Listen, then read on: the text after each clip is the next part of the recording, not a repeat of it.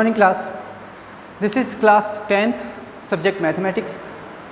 इससे पहले हम लोगों ने अपनी प्रीवियस क्लासेस में चैप्टर रियल नंबर स्टार्ट किया था, जिसमें आपको यूक्लिड्स डिवीज़न लेमा के बारे में बताया गया था, जहाँ पर ये बताया गया था कि यूक्लिड्स ने किस तरीके से कोई भी दो पॉजिटिव इंटीजर्स को आपस में एक दूसरे से कनेक्ट किया था, एक दूसरे से रिलेट किया हुआ था। ठीक है ना। इसी के बेसिस पर हमने एक्सरसाइज 1.1 करी और उसमें कुछ बेसिक रिजल्ट्स जो थे वो देखे थे। ठीक है ना। इक्वेशन हमने चैप्टर नंबर एक्सरसाइज 1.1 कर ली है। एक्सरसाइज 1.2 को आज मैं कंटिन्यू कर रहा हूँ, बट इस पर जाने से पहले मैं यूक्लिड्स डिवीज़न एल्गोरिथम की बात करूँगा। यूक्लिड्स डिवीज़न एल्गोरिथम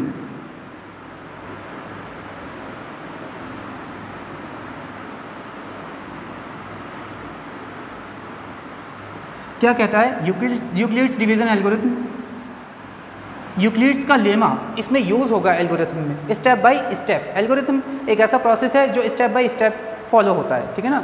तो यहाँ पर कहा गया है if a and b are two positive integers,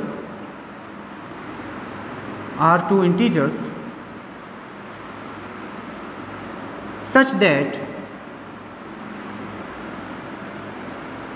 A is equal to BQ plus R, right? Then common divisor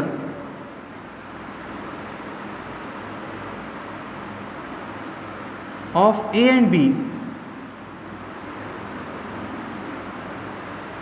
is also a common divisor of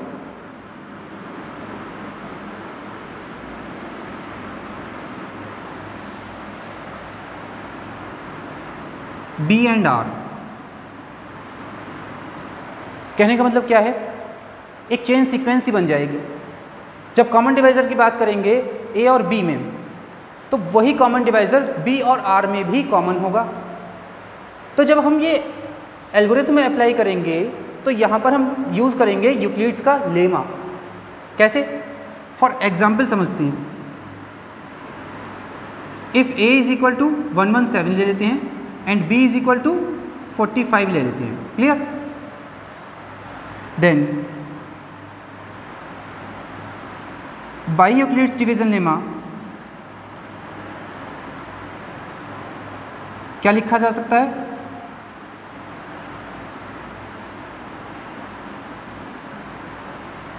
(117) can be written as what? 45 into 2 plus 27। अब common divisor of 117 and 45 is a common divisor of 45 and 27। अगर ऐसा है तो अब कहाँ पे apply करेंगे? Now applying Euclid's division lemma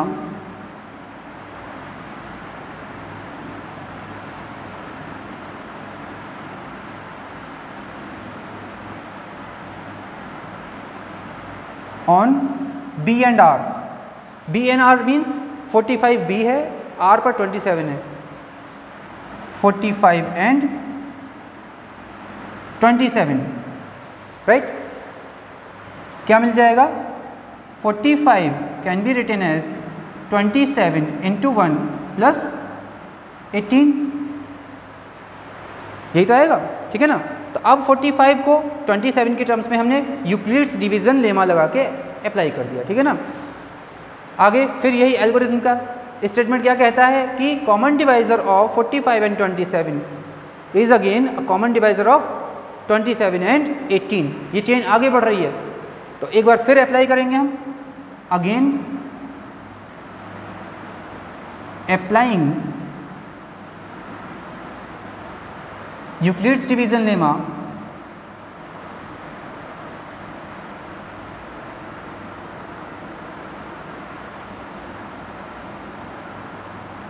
on what? B and R। B कौन है यहाँ पर? 27 एंड R है 18। 27 and 18, right? This implies that क्या मिल जाएगा? 27 can be written as 18 into 1 plus 9। यहाँ तक चेन फॉलो कर रही है। आगे बढ़ते हैं। अगेन इस एल्गोरिथम में फिर से क्या कहा गया है? If a is equal to b q plus r then common divisor of a and b is a common divisor of b and r। अगर ऐसा है तो ये चेन कहाँ फॉलो होगी? फिर से आगे कंटिन्यू करेगी, 18 एंड 9 पे अप्लाई होगी। अब क्या करेंगे? 18 एंड 9 पे फिर से अप्लाई कर लेंगे इसे। Now applying Euclid's division lemma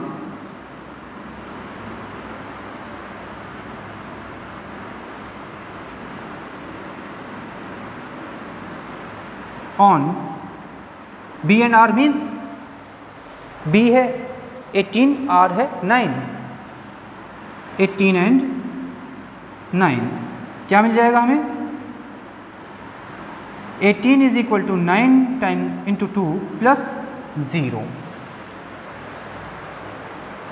अब रिमाइंडर क्या आ गया? 0 आ गया।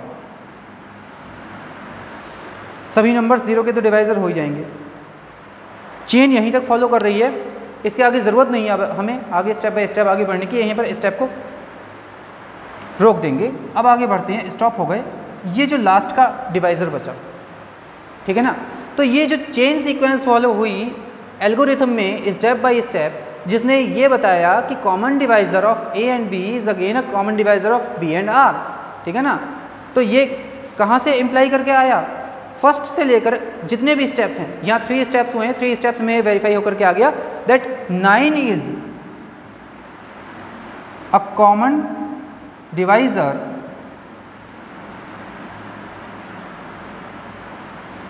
Of 117 and 45।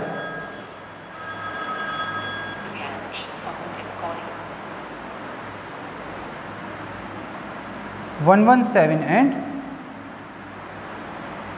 45। क्लियर? यही तो इम्प्लाई हो रहा है भाई। देखो, अगर a एंड b का कॉमन डिवाइजर b और r का कॉमन डिवाइजर नहीं होता तो ये चेन आगे कंटिन्यू नहीं करती, कहीं ना कहीं ब्रेक हो जाती, ठीक है ना। अब कॉमन डिवाइजर था और वो किस तरीके से निकल के आया? रिड्यूस होते होते कहाँ पर लेके आ गया? रिमाइंडर 0 की कंडीशन पे लेके आ गया और खुद यहाँ पे इस पोजीशन पे आ गया, डिवाइजर की पोजीशन पे। तो जो लास्ट डिवाइजर बचेगा, ठीक है ना, लास्ट स्टेज पे जो डिवाइजर बचेगा वो क्या कहलाया जाएगा?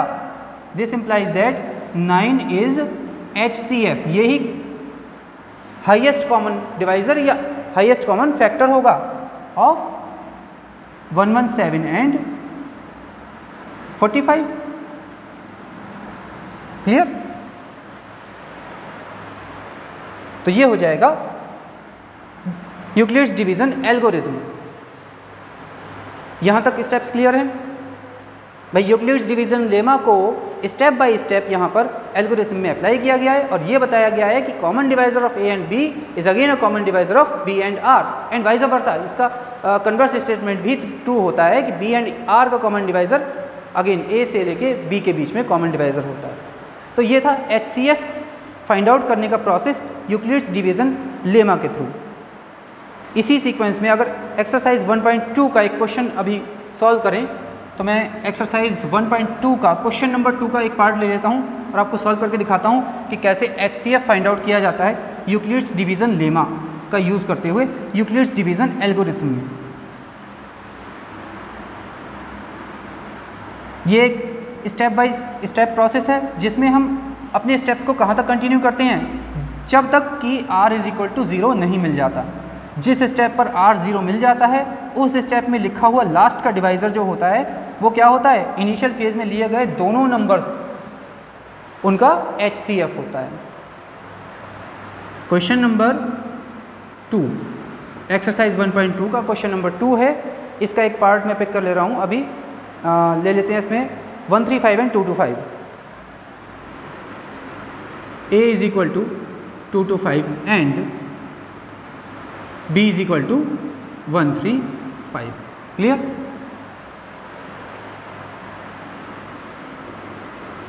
क्या कहा गया है क्वेश्चन में? कहा गया use Euclid's division algorithm to find HCF। यहाँ पर हमें क्या फाइंड आउट करना है? HCF फाइंड आउट करना है, बट किसकी हेल्प से? क्लासिकल मेथड यूज़ नहीं करना है। किसे अप्लाई करना है? यूक्लिड्स डिवीजन एल्गोरिथम को यूज़ करना है। कहाँ से स्टार्ट करेंगे? अप्लाइंग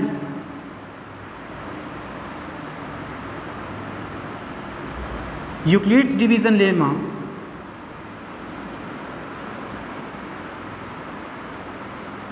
टू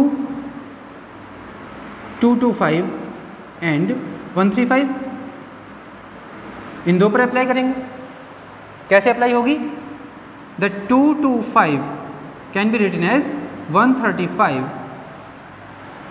इंटू 1 प्लस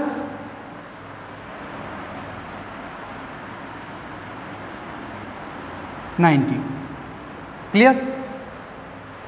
आगे बढ़ते हैं। Common divisor of this and this is again a common divisor of this and this. ये हमें क्या क्लू देता है कि अभी भी हम इन दोनों को B और R को एक दूसरे के फॉर्म में लिख सकते हैं। दैट इज नाउ अप्लाइंग, यहां पर लिखेंगे नाउ अप्लाइंग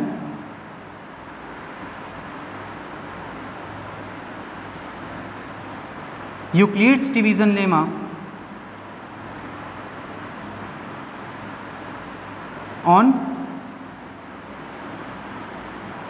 on what?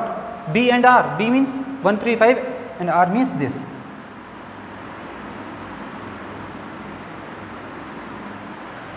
क्या मिल जाएगा हमें? 135 can be written as 90 into 1 plus 45, right? आगे इसी चेन सीक्वेंस को लेके चल सकते हैं। इन दोनों का कॉमन डिवाइजर इन दोनों के कॉमन डिवाइजर के इक्वल होगा। इसका मतलब कि अभी भी हम इन दो नंबर्स को, ठीक है ना, कैसे लिख सकते हैं? आपस में एक दूसरे के फॉर्म में लिख सकते हैं। Again applying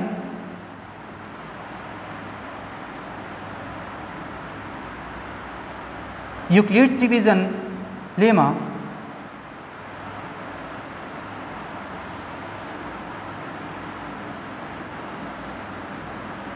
on what? 90 and 45। क्या मिल जाएगा हमें? That 90 can be written as 45 into 2 plus 0।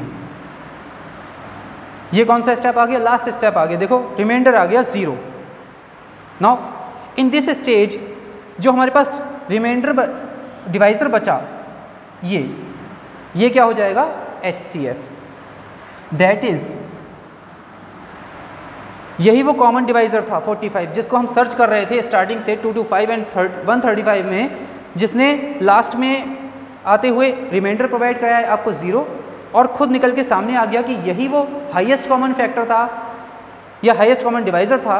किन दोनों का? इन दोनों का, जो हम सर्च कर रहे थे। That is 45 is HCF of 225 and 135। Clear है?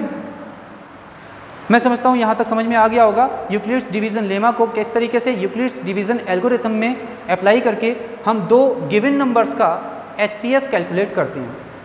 आज के लिए इतना ही रखते हैं। अपने टॉपिक को आगे कंटिन्यू करेंगे। अभी इसमें बहुत कुछ है बताने के लिए। नेक्स्ट क्लास में कंटिन्यू करते हैं। Thank you.